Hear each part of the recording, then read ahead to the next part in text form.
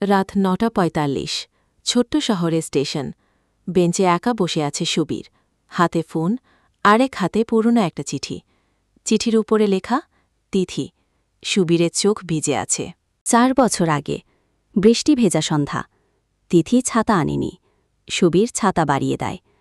তিথি হেসে বলে, এই ছাতায় যদি ভিজতে ভিজতে ভালোবাসা আসে, তবে আমি রোজই ভিজব। সেই দিন থেকে শুরু। স্টেশন, কফির কাপ, চুরি করে টাকানো চোখ, সবকিছুতে তারা একে অপরের ছায়া।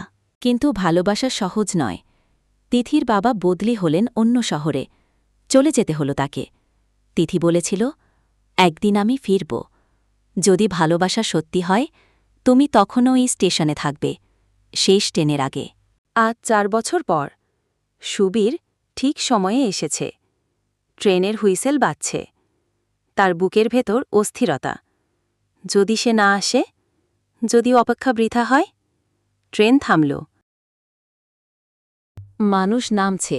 কেউ নেই যাকে সুবীর খুঁজছে। শেষের দিকে ভিড় থেকে নেমে এলো এক মেয়ে। ঝাঁকড়া চুল, চোখে কাচের চশমা। সুবীর চমকে ওঠে। তিথি? তিথি হেসে বলে, শেষ ট্রেনটা ধরেছি। এবার কি আমাকে আর কোনো স্টেশন ছাড়াই তোমার সাথে নিতে পারবে? সুবীর কোনো কথা বলে না, শুধু তিথির হাত ধরে রাখে শক্ত করে। চোখে জল, ঠোঁটে শান্তির হাসি।